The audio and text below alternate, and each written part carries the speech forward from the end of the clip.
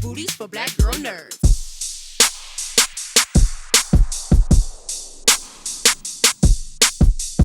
Hi, Jamie. It's been a while. I know, right? It has been a while. Thank you. It's so good to finally see you guys, meet you.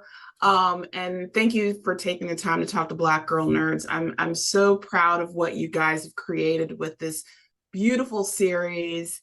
And I want to start with you, Ziki. You know, Kugali has managed to convince Walt Disney Studios which is one of the biggest studios in the world, to do this story on your own terms. How were you able to convince Disney to give you so much creative liberties over this project? I think Disney Animation as a studio is very director-led, and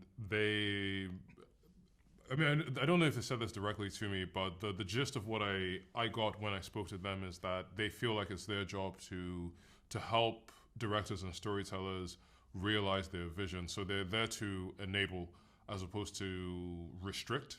I do want to say, though, that at the end of the day, you know, at Kugali, we have our own company culture being run by three men from Africa, and we're a company based in the UK. We're a young startup, and then there's Disney with their 100-year-old history, and so they have their own culture. So there were definitely culture clashes, and there were definitely times when we would have differences of opinions. But I think that was actually valuable, because not only did it give us good experience, it allowed the story to thrive, because when there's that conflict, then only the best ideas make it to the final cut. So just to surmise, I think Disney Animation as a whole tend to be enablers when it comes to storytellers and directors. And so that's their culture. And so that's why we're able to do this. I mean, it's pretty remarkable that you managed to convince Disney to make this into an episodic series, which they haven't done in the animation space before. They've mostly done features or short films, We can't take credit for that, because Disney Animation actually asked us to pitch for a series. After we had been talking for a few months, just getting to know each other, and once we saw that there was synergy between the two companies, we had very similar visions and goals.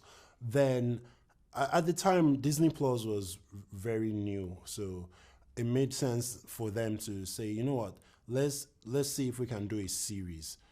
Also, because it's not like, again, this collaboration happened organically. It's not like they had a board meeting and said, okay, you know what, now we need an African story, let's go find some Africans. That was not what happened. So that meant they already had the movies they were going to work on for like the next 5 years already scheduled. So because it takes about 5 years to make any of these movies at the quality that Disney Animation puts out. So I can guarantee you the movie that you're going to watch in 2029, they're already working on it right now. Wow. Hamid, for you, one of the things that stuck out to me while watching this series were the eyes of the characters. We see Tola and Kole with these large eyes and pupils, which give a very innocent-like quality to their facial features.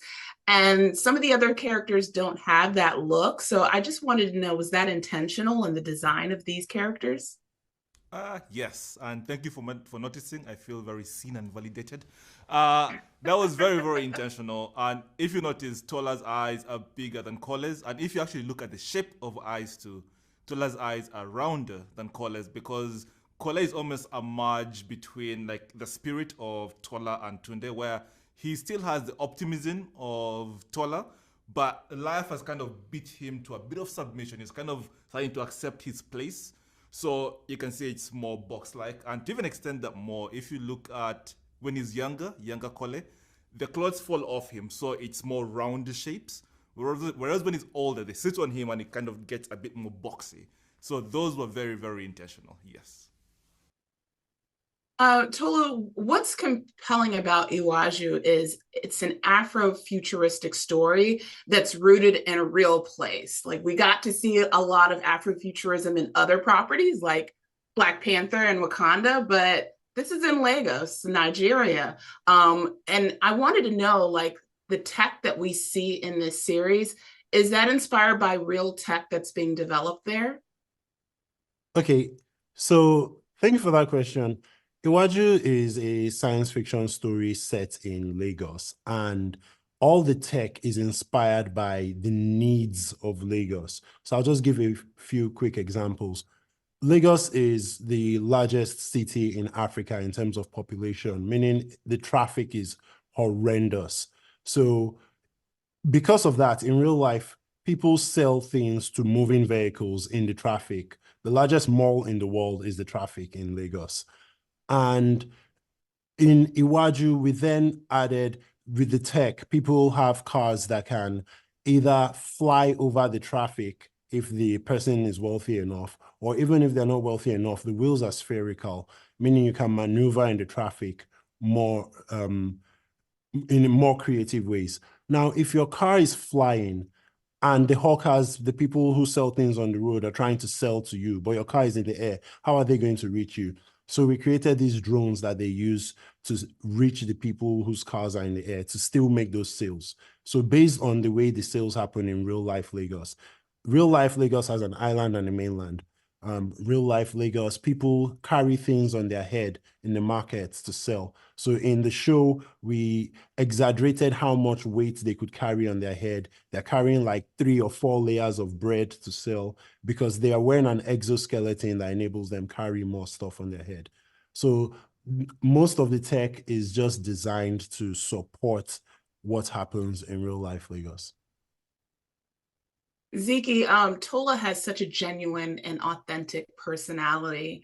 Is she based on a real person or inspired by anyone that you know? There's not a specific person that Tola is based on. She's a composite of my my memory of a variety of 10-year-old girls that I went to school with.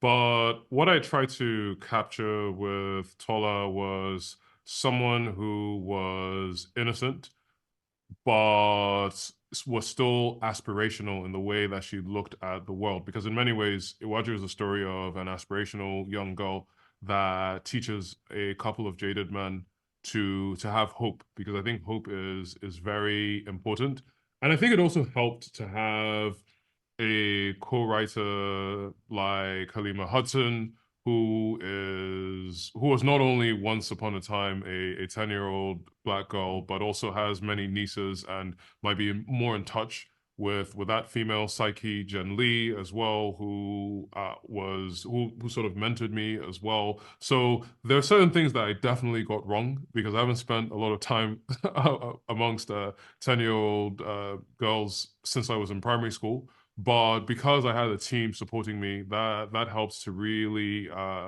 get an authentic Nigerian 10-year-old heroine. Well, this was an incredible series. Thank you so much for taking the time to talk to Black Girl Nerds. We had posted the image from the key artwork on our Instagram and our Facebook, and it got so much engagement. So our fans are really looking forward to this and waiting with bated breath. So have a wonderful premiere, and thank you for your time. Thank you very much.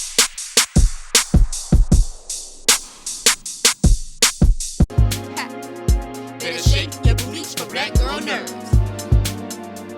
Better shake your booties for black girl nerds.